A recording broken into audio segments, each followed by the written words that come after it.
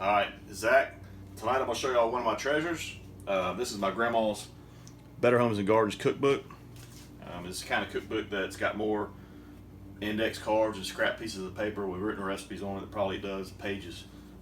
She got it from my grandpa as a Christmas present in 1947.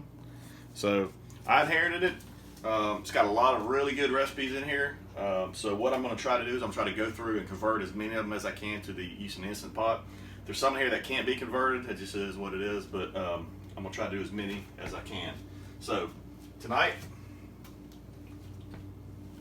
I'm going to do an old recipe for sweet and sour cabbage. I've got a head of cabbage. I've got a medium-sized white onion. Now the recipe in the book calls for bacon, but I didn't have any bacon. But I did have some connected sausage I needed to get rid of. So this is a ½ pound of smoked sausage. You can use any brand you want, any kind of sausage you want to work. So instead of bacon, I'm using the sausage. I've got some light brown sugar for the sweet part and some white vinegar for the sour part. I've got some salt and pepper to taste, and I've got 2 tablespoons of flour. Half a cup of water. If I had chicken broth, I'd use chicken broth, but I didn't have it, so I've got a ½ cup of water.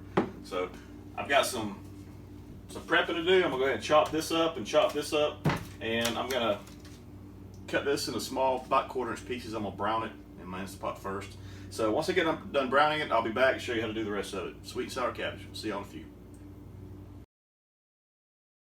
All right, so I've cut up and browned my sausage using the saute function. And I browned it for about as long as the time as it took me to cut up the cabbage and the onion. So I've got my cabbage, and I'm going to leave the sausage in there with those good sausage drippings. I'm going to try to safely get it all in there. All right. Cut up my onion. Get that in there.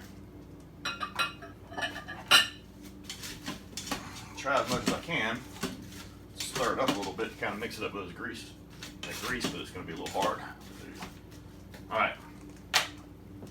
So I've got ½ cup of water. Again, if I had chicken broth, I would have used chicken broth. Get that in there. Kind of get it deglazing. All right. I've got 2 tablespoons of flour.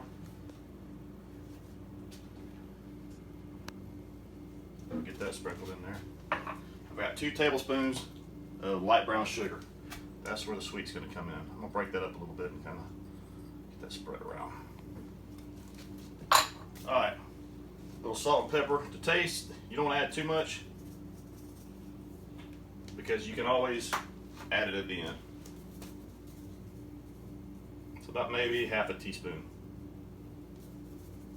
A little more. All right, so last I've got my white vinegar.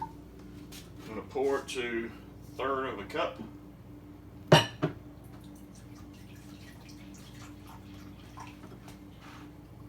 That's good. All right. Kind of pour it over that flour and that brown sugar as best I can.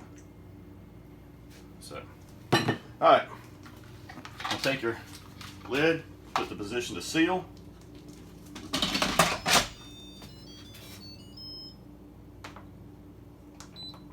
Alright, I'm going to take it down to 2 minutes.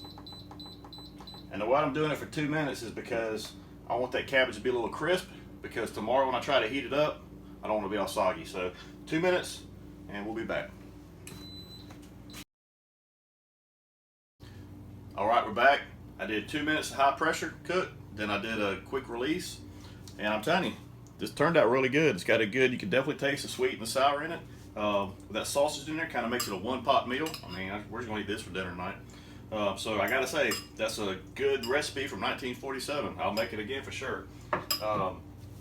So, again, this is my grandma's Better Homes and Garden cookbook. I'm going to try to start converting some of these into the IP recipes.